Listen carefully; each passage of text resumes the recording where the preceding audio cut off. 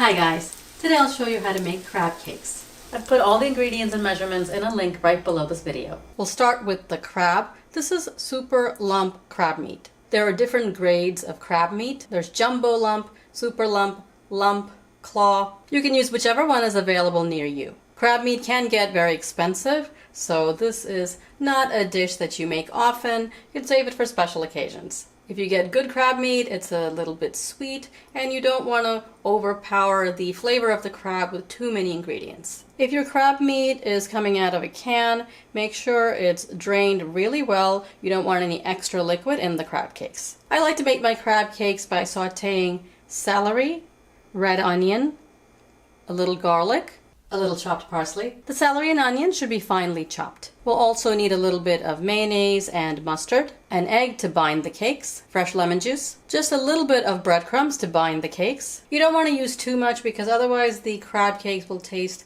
bready and it really takes away from the flavor of the crab. And a little bit of smoked paprika. Now some people like to use Old Bay seasoning. If you want to use it, you could add a couple of pinches. Old Bay is not going to be available to everybody, so I don't really use it in my crab cakes. I just put a little bit of smoked paprika. Heat up a pan and add some butter.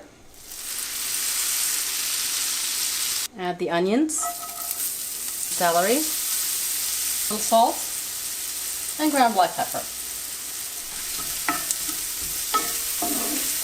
Sauté this until golden. The onions and celery have cooked down and they're golden. I'm going to grate the garlic clove right over the vegetables.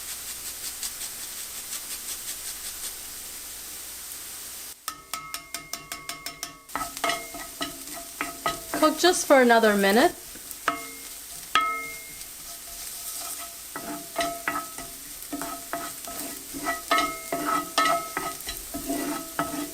That looks good. Turn the heat off.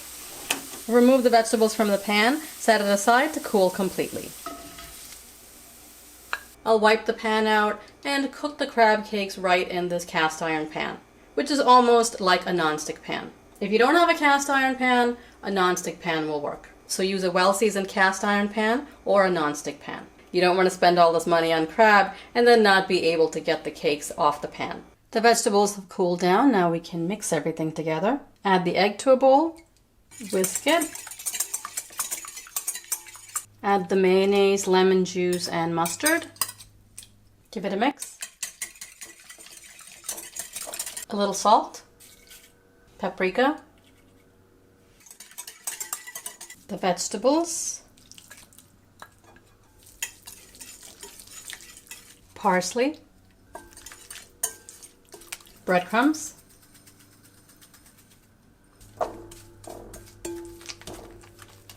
Now we'll gently fold in the crab meat. Be as gentle as you can because you want to try and keep the lumps and not broken up.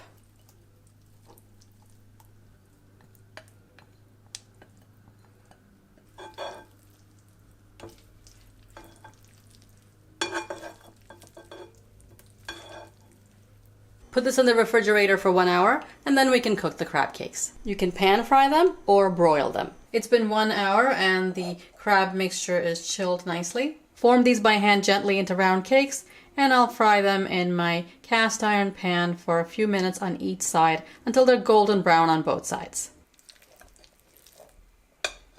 Let's take a big spoonful.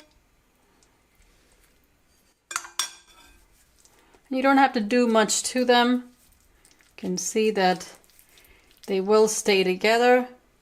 Simple like that. When you go to some restaurants, you'll see the crab cakes mounded like this. They're not even round crab cakes. This is actually a good way to do it because this way you can see all the lumps of crab. You're not going to crush the crab into smaller pieces. The egg and a little bit of breadcrumbs help the crab cakes hold together nicely. Heat up a pan and add a few tablespoons of oil. These crab cakes already smell amazing even before they're cooked.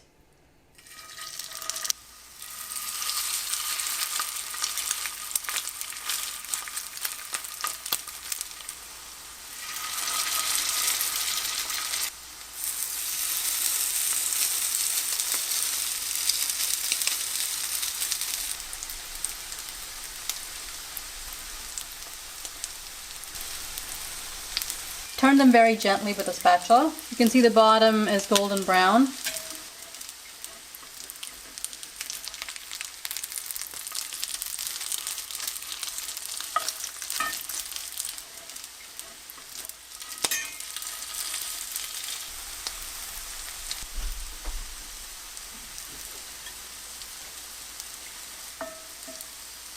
You might lose a lump or two, that's okay. If you add more filler, the crab cakes will stay together perfectly, but it's just so much breading that I don't like to add that much.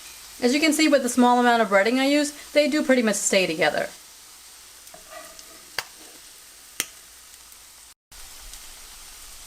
Wipe out the pan, add a little bit more oil, and cook the last 2 crab cakes. This recipe makes 5 to 6 crab cakes. A squirt of lemon juice is all these crab cakes really need. If you like tartar sauce, you could serve that on the side. Can't wait to dig into these.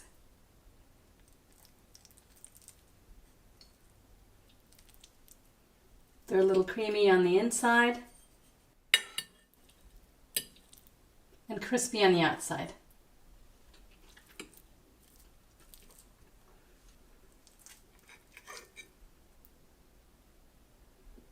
You get nice lumps of crab.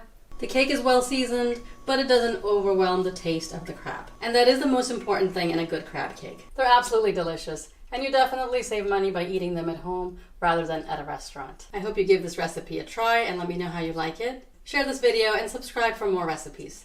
I'll see you next time. Thanks for watching.